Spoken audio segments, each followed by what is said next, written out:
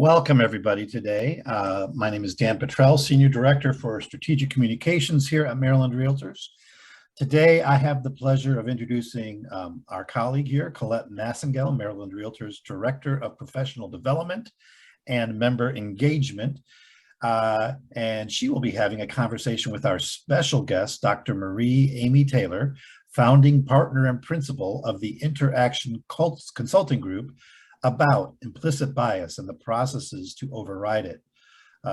Marie is an adjunct professor for Temple University and specializes in adult and organizational development. The Interaction Consulting Group is a professional development consulting practice that specializes in interpersonal relations, leadership development, organizational assessment, and cultural audits, team building, and diversity, equity, and inclusion interventions, programs, and initiatives. Today's webinar is a conversation. Marie and Colette want your questions and your thoughts, which you can place in the Q&A box that you see below. So now, without further ado, I'd like to turn it over to Colette, who can get this ball rolling. Colette, it's all yours. Thank you so much, Dan, and thank you, Dr. Marie Amy Taylor, for being with us, with our members today. I think we are going to have a very enlightening conversation, and I think Dan hit the nail on the head in really kind of focusing the conversation on the science behind implicit bias. And then the good news, of course, is what we can do to overcome these biases. I'll talk with you about some of the strategies that you have, and then towards the end, we will sort of kind of summarize, best steps, best practices that our members can take to ensure that they're providing equal professional services to their clients and customers. And that's, I think, the name of the game. So welcome, Marie, and thank you, Dan, for that great introduction. Thank you. Thank you very much. Oh, you're welcome. For those of you who may not know, Marie has been working with Maryland Realtors for over 15 years. She is the presenter for the session on diversity in business for our Leadership Academy, and she does a fabulous job. And I was blown away by her presentations. The first time I saw it was last year in 2021. So thank you again, Marie. Thank you. Thank you. So I guess I should pull up the PowerPoint and we get started. Yes, right? go ahead. All righty. I do. All right. Here we go. All right. I don't know why it's going there. All right. Okay, great. All right, a conversation. A conversation, and that's what we hope to have, not only with each other, but with the people who have joined us today. So we want to get started. We don't have a lot of time, and we want to be respectful of your commitment here to the hour. So we'd like to start by going to the deep end of the pool on this topic and having you jump in with us. We want you to get to know us a little bit and also reflect on the topic by matching these facts with the presenter. So Colette and I are going to share 6 presenter profile fun facts. And after each one, we would like for you to put into the chat which of us you believe that the fact fits. or matches. So here is the first one. Obsessed with facial products.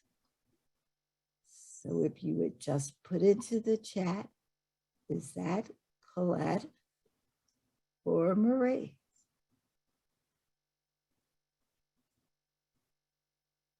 Interesting. So we got some, I think a majority of folks are saying you, Marie. A couple of people said me. All right. And that would be? That would be me. Shocker, right? But I do. I love all things products. So, all right, the next one, Marie. Great. Shot cell with a Winchester 12 gauge semi-automatic shotgun. Which of us did that? Remember, these are all true.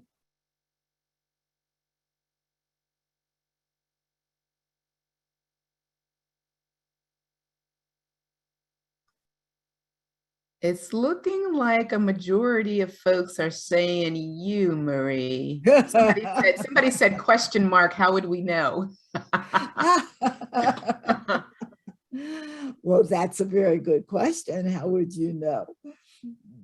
The truth of it is that was me. I was learning how to skeet shoot in Cleveland, Ohio, and I was unprepared, as was my coach in that moment. And I hit the trigger, and one trip to the emergency room later, but I survived it.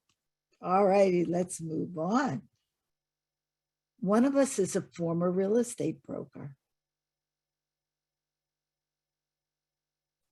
Any thoughts on that one? Let's see. Most folks are saying me. A couple of people are saying you, Marie. All righty. And the answer is that is me.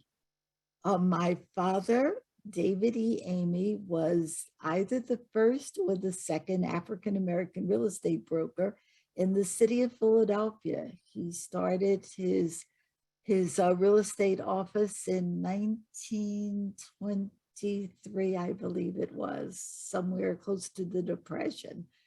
And I'm an only child, so I took it on. And for a while, I worked in his office as a real estate associate broker. Wow. A lot of people thought it was me. I bet they did. I bet they did. Yeah, I got the sales license and then went on and got the broker's license and worked in the office for about 8 years. 8 years. Fantastic. Yes. Oh, Struggles. Oh, go ahead. Why don't you do this one? All right. So struggles with nyctophobia. Any thoughts on who would you match the facts with the presenters? This is kind of an icebreaker, just kind of see what you all think. Struggles with nyctophobia. Everybody is saying me.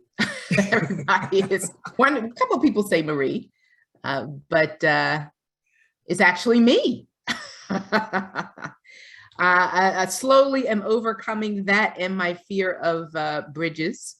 I was forced to do that, but yeah, that's me, nyctophobia. All right, we're down to the last two here. Detained in a Mexican jail.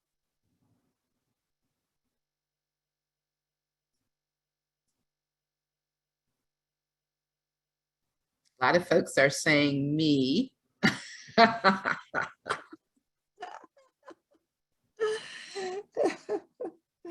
And that is indeed me. It was in Puerto Vallarta during the day when dancing was a big deal, and being invited to go to breakfast after dancing was the norm. And it ends up that I went back to the hotel room of a man so he could get his wallet to take me to breakfast. And the police came and took us both off. And several hours later, it was sorted through that there was a ordinance in Puerto Vallarta that a woman couldn't visit a hotel room of a man. after midnight. So I had to prove that I was a stupid tourist and not a working girl. So there you have it. And the very last one. Former temporary employee of the CIA. That is indeed me. Everybody is saying me. Yeah, my mother was a research analyst for the Central Intelligence Agency for over 30 years. And kind of, she never really talked about her work. She's worked undercover for many years, traveling all over the world. And one of the benefits of her working there was that we could work there during summer. So I worked there a couple of summers in high school and through college. So there you have it. CIA. Yeah, So we and thought Langley. this, yeah. So we thought we would start off with this, not just because it was fun, we hope, and you had a chance to get to know us a little bit better, which is always good and helpful and a tool when you're doing work in diversity, equity, and inclusion. The more you get to know about each other, it seems to be helpful as you deal with topics that are sometimes challenging and difficult. So this activity was designed to do that as well, and you could simulate it with the people with whom you work as a way of getting to know them. But there was a third and more important reason why we did this activity, and it was to really introduce this topic that we cannot believe everything that we think. Because somebody said, how would we know? I think it was around the being shot. You know, how would you know? Well, the truth of it is you wouldn't know any of those things about us. But that doesn't keep most of us, it doesn't stop most of us from making assumptions. And there are really good reasons why we do that. And we want to explore a little bit about why those assumptions occur, and then what we can do to arrest them and address them when they come up in us and others. So we love this quote, if you have a brain, you have a bias. I love this quote because I think it just kind of highlights the fact that if you are a living, breathing human being, then you have a perspective, and everybody has one. It's not, you know, I have a bias, you have a bias. You know, it's no judgment at all. I think it's just part of the human condition. So I love this quote. I think it just kind of opens the door to this conversation, really kind of helps people see that. Yes, because Colette, so much of the time when we begin to talk about biases and assumptions and stereotypes and all of the things that go along with that, there's sometimes a discomfort and sometimes a feeling of this is just about me, and I'm feeling maybe exposed or vulnerable or looking at parts of myself that I don't necessarily feel good about. And so what this says is that we all are in this conversation together. We just are, and we're all learning and we're all growing because we're all composed of this, we're hardwired in a lot of ways to see and discern things about other people and to make judgments about them.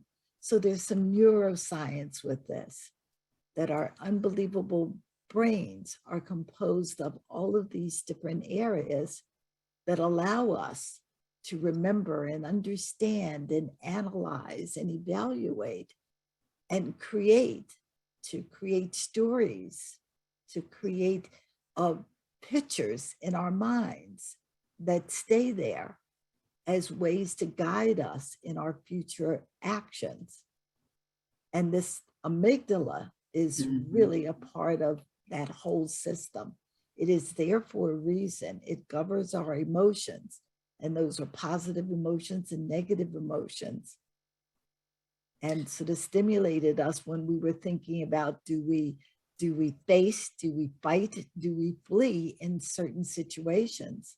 I was going to ask you that, Marie. The amygdala, that's that center where when you're faced with a situation, do you that flight fight response? That's the amygdala.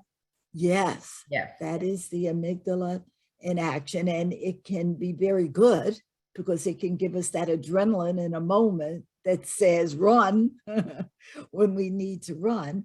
But it can also, oh boy, I was just thinking about our recent Academy Awards. It can also cause a person in a moment to just snap and strike out in ways that in retrospect would have been better managed. So wasn't that? is, Oh, I'm sorry. Go ahead, Marie.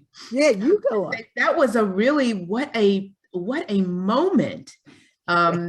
You know, one of the things I thought was it was terrible, but one of the things I thought is, wow, what an opportunity we had, what an opportunity this presents to look at our responses to things, our reactions.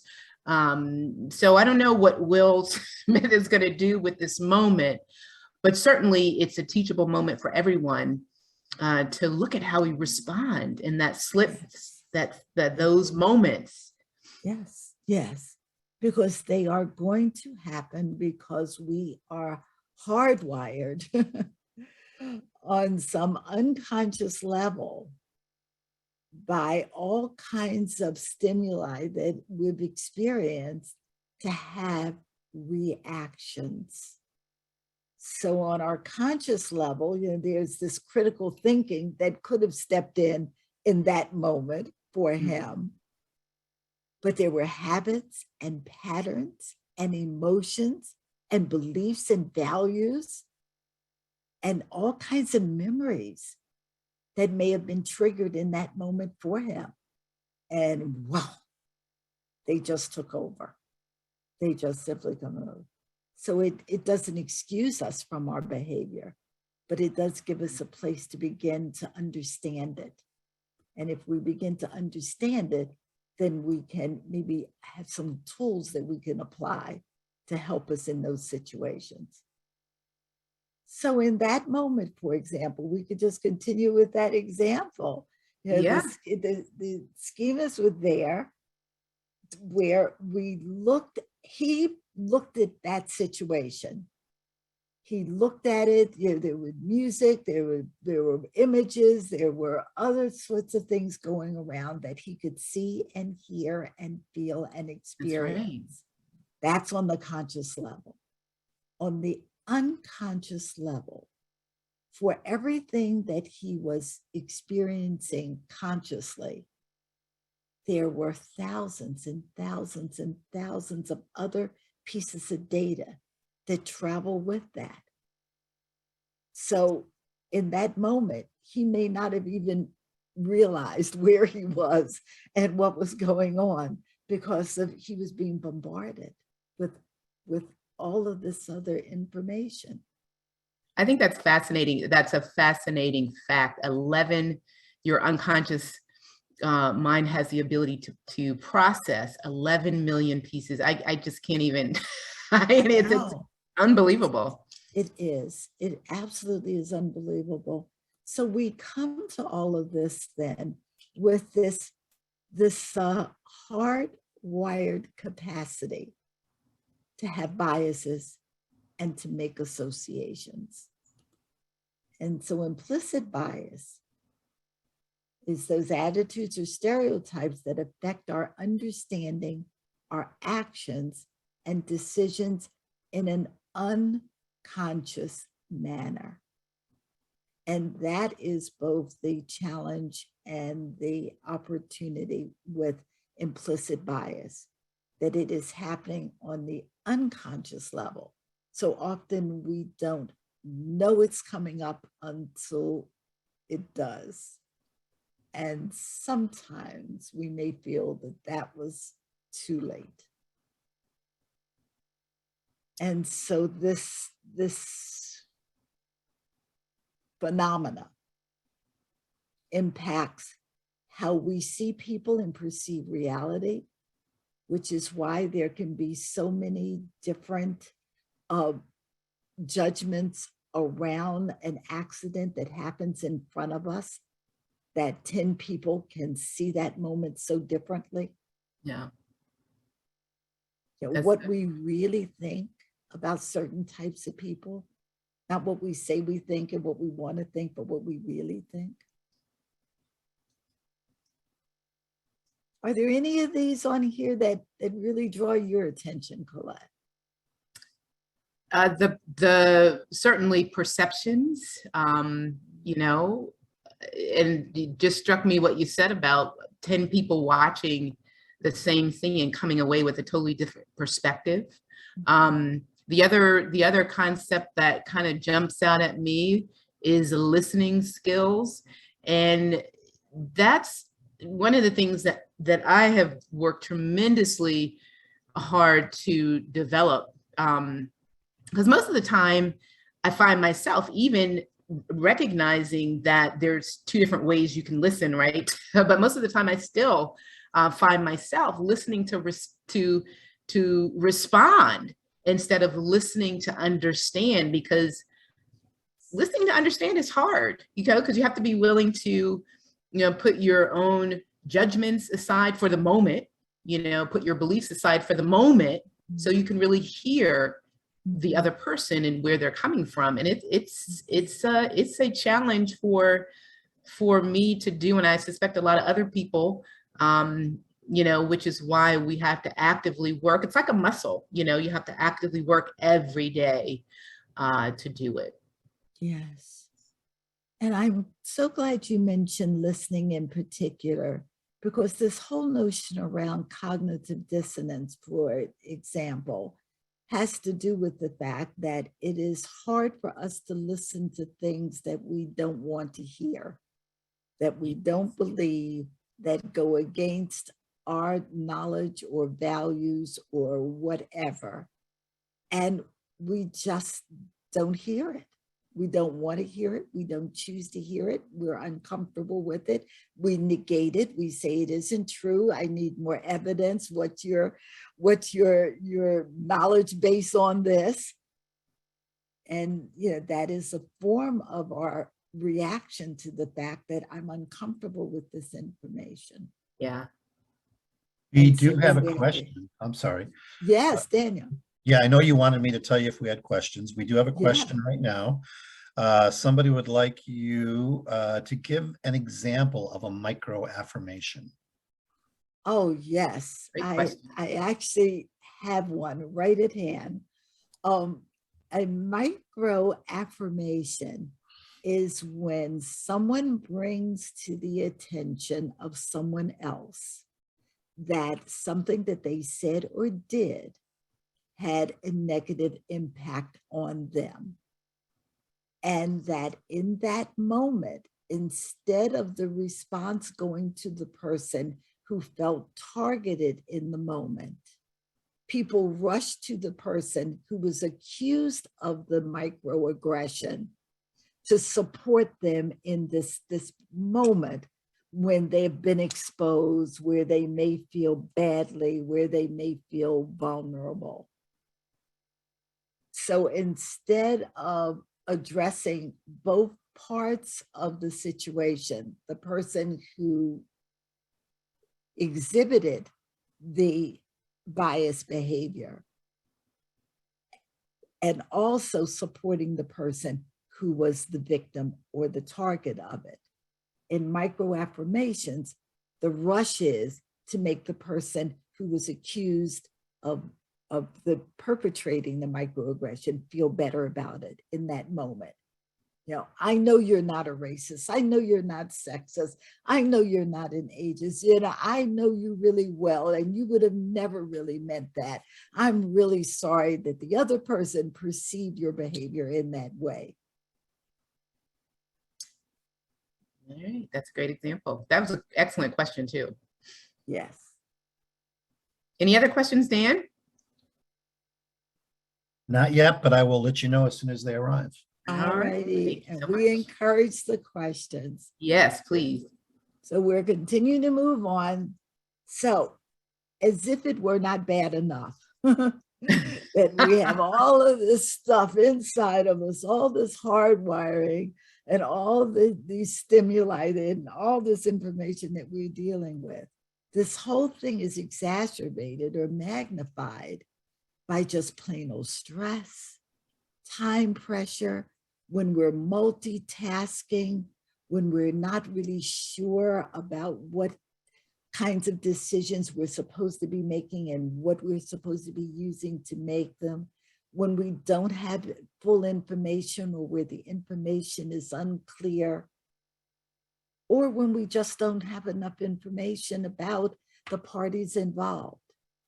That is when our implicit biases just kind of move right on in and can indeed take over.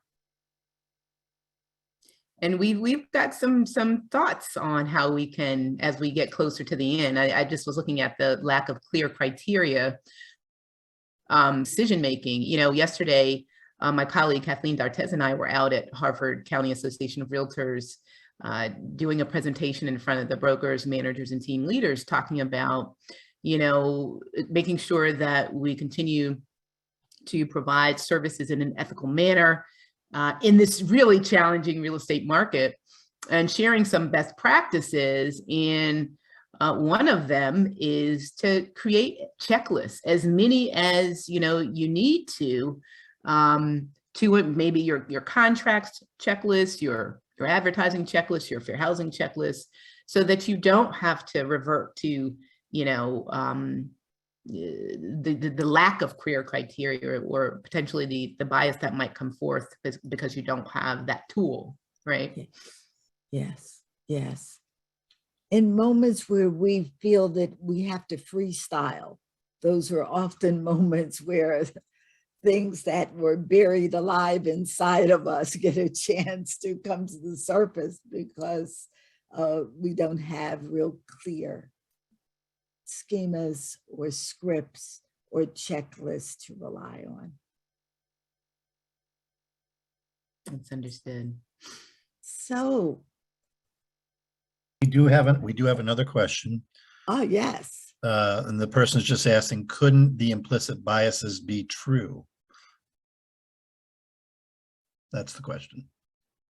Couldn't the implicit biases be true? Like, if somebody is having an implicit bias, could that bias be a true bias? I don't know. I mean, could it be true? All righty. So we could be talking about the difference here in generalizations and stereotypes, because it could be that we have made assumptions, and those assumptions are based on experiences or information that we feel is valid. So it behooves us to check, are they valid? Or are they things that I've learned that I've never really tested, that I just assume to be true? So let's say then that we say that they are true. Then we have to go a step further. Are they always true? Are they true in every single situation with every person that may fall into that particular category? Because always is almost always the word that leads to a stereotype. Always, almost always. I've never met one that wasn't. You show me one that was, and I'll show you an unusual or an atypical one. Almost all of those responses take us into the world of stereotyping. So what could be true for some people some of the time probably isn't true for all of the people all of the time. So even if we think it is true, we have to step back long enough to ask ourselves questions. Is it true in this situation? Is it true with this individual? Am I making assumptions about a group? And are they generalizations that may apply to some but not all members of that group? Or am I putting them all in one category. To follow up on that, somebody made the statement, and this could help with that. Some ethnic groups have their own values that, as agents, they should be aware of. All righty. And that probably speaks to one of my concerns with some of the work that is being done in areas of cross-cultural and multicultural educational experiences. There are people that feel that those generalizations then can be codified, put down on a list, and say, when you are dealing with a Latinx person, expect these behaviors. And the difference between a generalization and a stereotype is very narrow for me, and it makes me uncomfortable. What I feel is better is that you begin to assume some of the characteristics of cultural anthropologists. They observe and they ask questions. They try to ask culturally sensitive questions, and they observe behaviors and then treat people based on that information. To me, that is a more honest and open and courageous way to approach groups of people where the difference in a generalization and a stereotype are sometimes just too close for comfort for me. I think you're spot on. I mean, I think you're spot on in terms of observing and asking questions. I think, you know, when I think about that Long Island divide, there is a video that we often play for our members when we're teaching the fair housing course. The Long Island divide expose was a investigation that was conducted in Long Island, New York, on some of the agents out there that, you know, to determine whether or not they were complying with the fair housing laws. And one of the issues that was really raised was steering, you know, and one of the things that one of the ways that you can avoid steering and those kinds of, and going down that road, is by observing and asking questions and using the tools that we're talking about today. Mm-hmm. Mm-hmm. Daniel, are we good? Is there a follow-up question? Because sometimes people have a follow-up question. I don't want to leave the question if it was not answered completely for the person. We had one person who wanted clarification on one statement, and I think it was this. I've asked the person who asked it, but maybe clarification on when implicit biases may be true, but I think you've answered that. Mm-hmm. We do have some new questions here. One person is affirming that that video of Long Island Divided should be required in the licensing classes. And then another question has, I'll just read this question to you. Could we please discuss the idea of ethnicity versus culture and our preconceptions of both? Oh my goodness. Wow, what a wonderful question.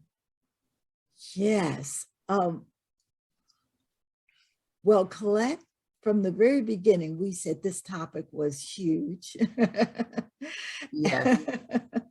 And we were curious around how much we could actually accomplish in 1 hour.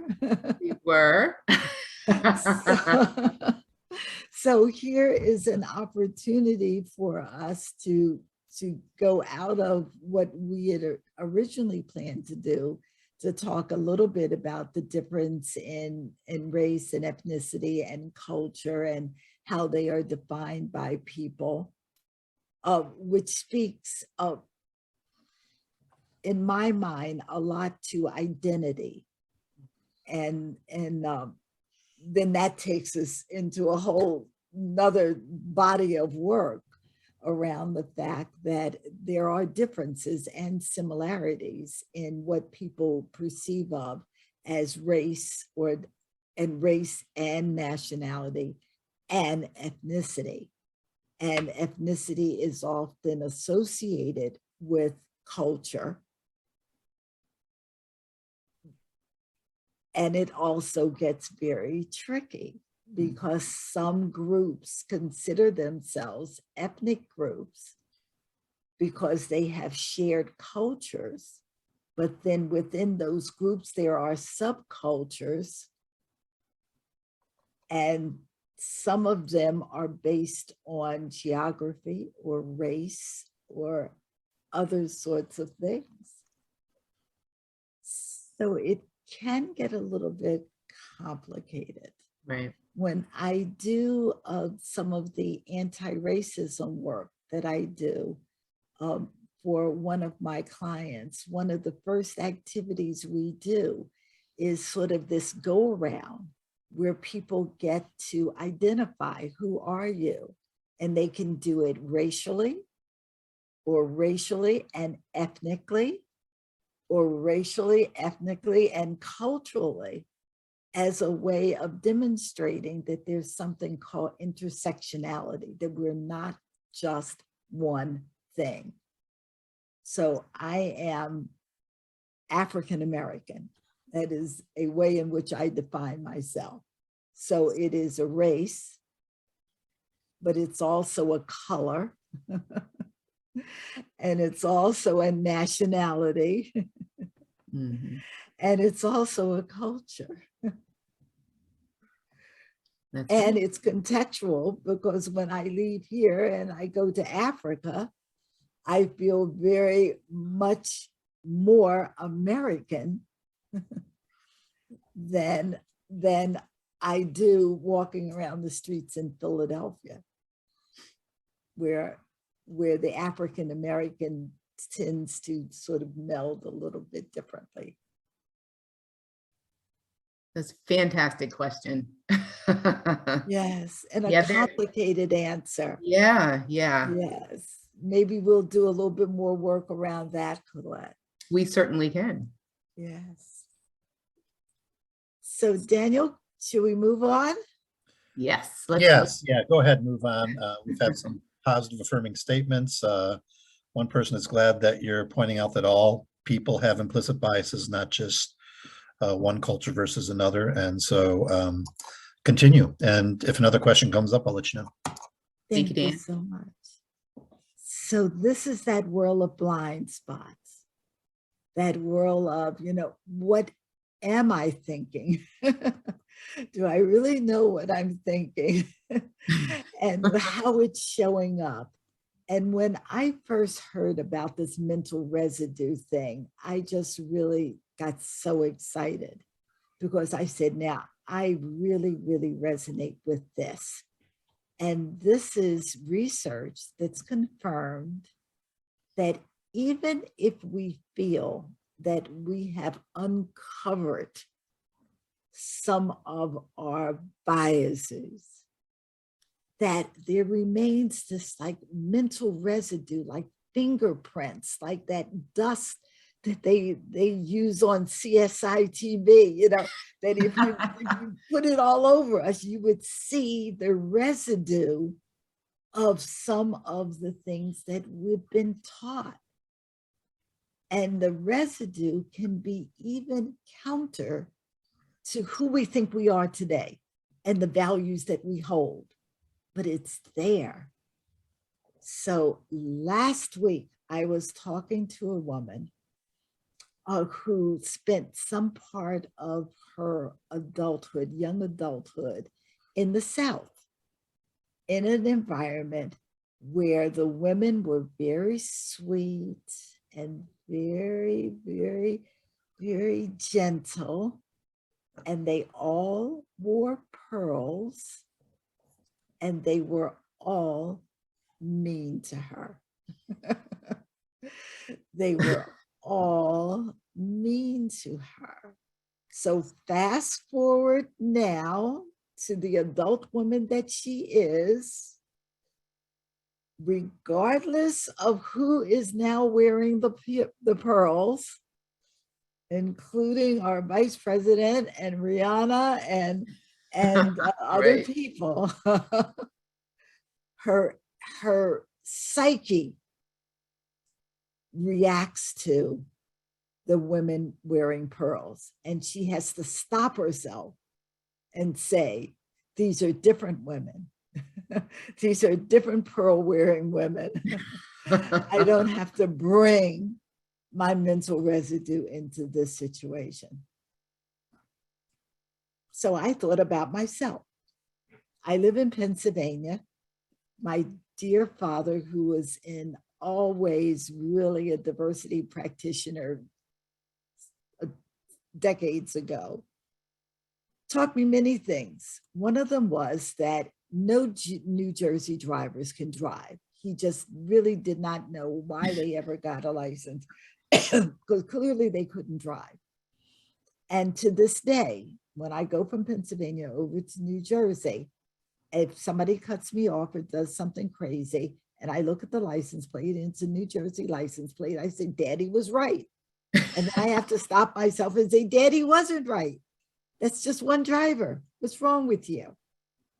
I did this in a workshop last week with some people that were from Jersey. And they told me that they have this about Pennsylvania drivers. They say, we drive across that Ben Franklin Bridge on our way to the shore, and we don't know where we're going, and we drive like crazy people. And they say, oh, okay, watch them. The Pennsylvania drivers are on the road. So here you have mental residue probably playing itself out all over the place, all over the place. And the deep thing about this is that we can't go into a quiet meditative state, go into the woods someplace and relax and do some deep breathing and unearth all of this. It doesn't happen through introspection. Our biases almost always present themselves in the moment, in situations. So now here's a decision point, Colette. Do we have enough time to show the video? Or do we just let them know that they will get a copy of this PowerPoint and they will be able to see it? Yeah, let's do that. Let's keep going. Let's keep going. All righty, all righty. Oh, we will be sharing with you a version of this PowerPoint, and you will see the URL for the video. It's a YouTube video, and there's this one and another one that we share with you that will give you an opportunity to think about these blind spots, how they occur. As we move forward to what you can do as individuals to begin to more consciously, more deliberately unearth them. Because if they're just not going to just come to you on their own because they are unconscious, you have to do something conscious and be deliberate about it. So Coletta and I suggest that if you sort of ask yourselves these questions, if you complete these sentences for yourself, it will give you an opportunity to sort of think about what does live inside of me and how did it get there? And that's not just the negative assumptions we make, it's also the positive assumptions that we make. Yeah, I find this slide fascinating because I think, at least for me, and I know for you, Marie, so much of we're just like almost on autopilot. And it seems like the more time goes by, the faster things are. And we often don't really have the time or think about taking the time to step back and assess, why do I think this way? Or why do I hold this belief? Or, why do I do what I do in the way that I do it? And so taking the time to ask these questions and look at this, look at your, think about, where you went to school and who your parents' friends were, gives you that opportunity to step back and think about the origin of your beliefs, good and bad, right? Daniel, it looks like a couple of people have raised their hands. We have one question here. Let's see. To the attendees who are raising their hand, I'd ask that you type your question in so that we can forward it to Marie and Colette. We also have one attendee who is recommending a course called The Forum, offered by Landmark Education. It's an intensive introduction to evaluating interperceptions of reality and how they affect reactions to the world around us. So anyways, I'm not sure if you're familiar with that course. I have. I've heard of that. I've heard of it also. Have you heard of that, Marie? Yes, I have. Yeah. I know people who have attended it. Yes. Yes. It is an opportunity to go beyond the conscious. Yeah, but other than that, we don't have any other questions right now. Okay. Again, to the attendee who's raising their hand, please type your questions in so we can get it out to our panelists. Thank you. All righty.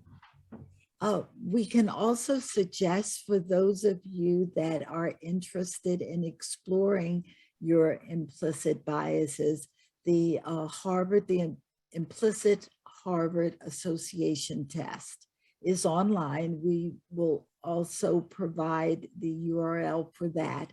And there's one on race, on gender, sexual orientation, age. There are many of them. And it has been normed as reliable and valid for many people over the years as a way that you could at least begin to quantify what's going on inside of you. This association test is not for everyone, and there are some critics of it and some cynics of it. But generally speaking, it is touted as another way in which we can say, am I a little bit biased, and where do my biases live? We're suggesting a second video. This one asks us to think about overcoming the stereotypes. I mentioned stereotypes earlier, as opposed to generalizations, and how there's a thin line. And so that is another good video that we recommend. That is on YouTube as well.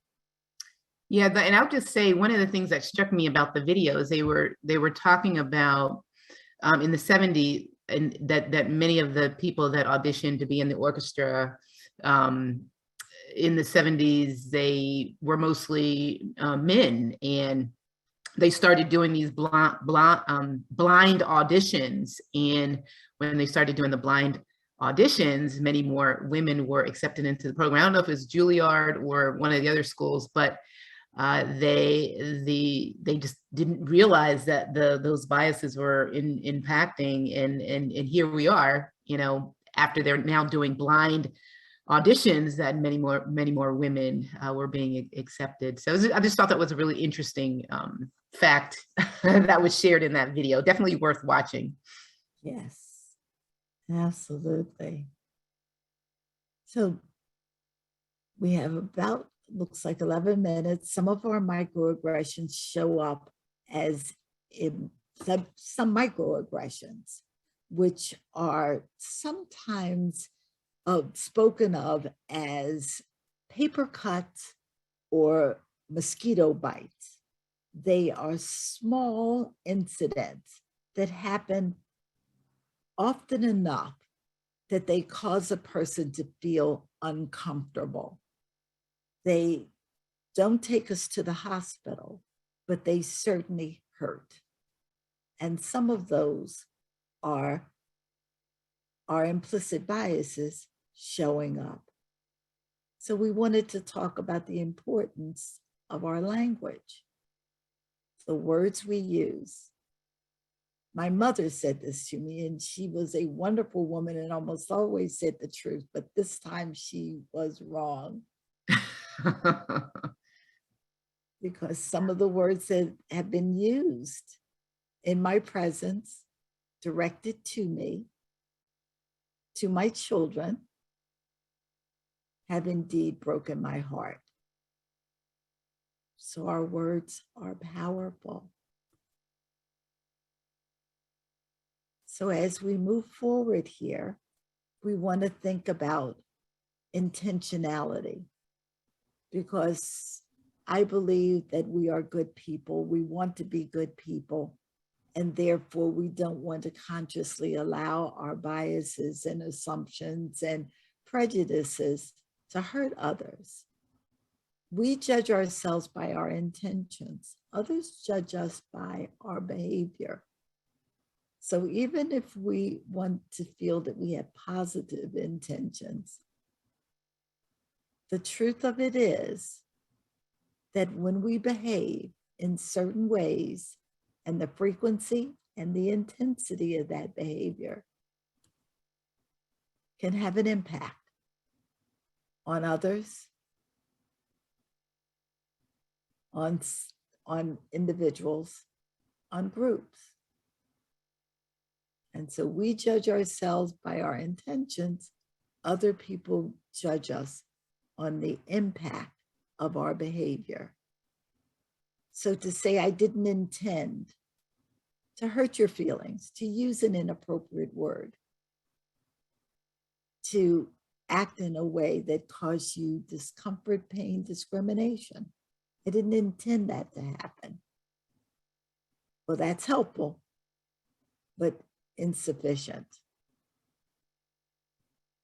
So tools for recovering when indeed you have experienced a microaggression. And anybody could, remember we say this is an equal opportunity experience here. Right. It's not just one group of people are the microaggressors and the other group of people are always the targets. As Colette will really share, there are certain protected classes for a reason, right? There are certain groups of people that have been historically denied opportunities. But when it comes to microaggressors, it can happen to almost anyone at any time. Right. So we suggest that you assume positive intent and explain the impact of somebody's actions. I know you didn't mean it,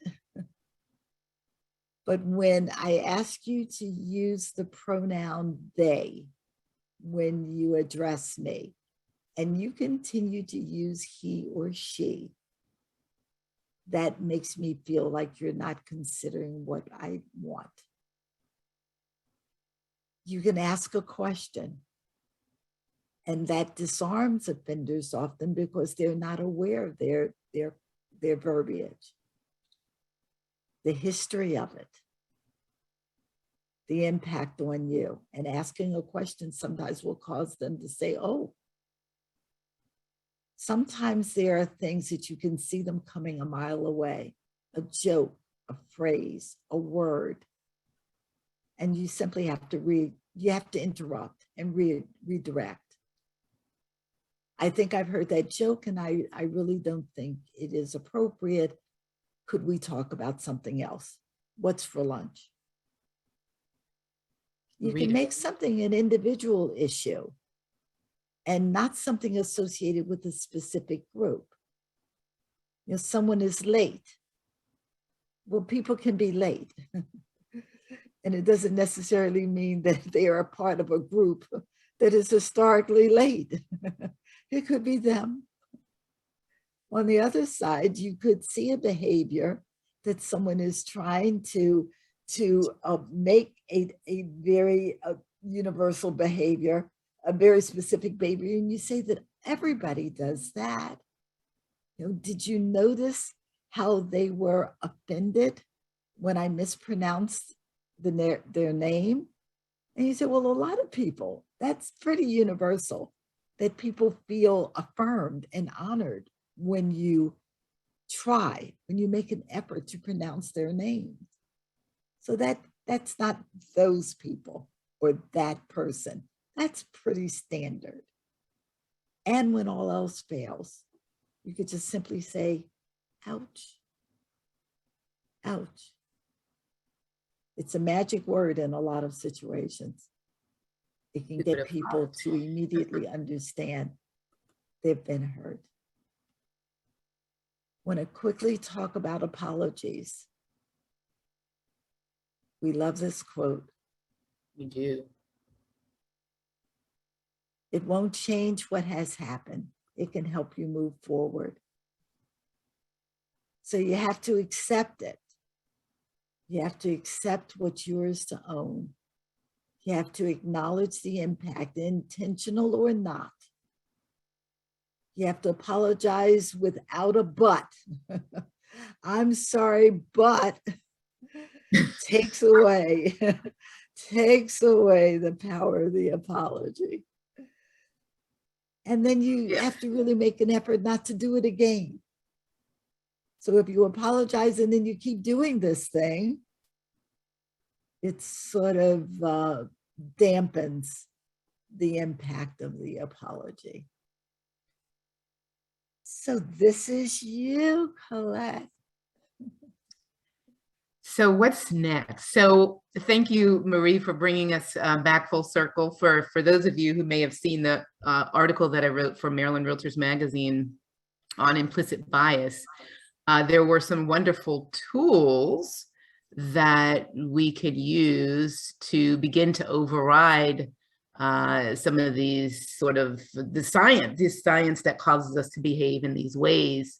And of course, we strongly encourage you to watch the hour-long NAR bias override video that NAR has produced. They're also going to be showcasing a new implicit bias 3-hour course at the mid-year conference.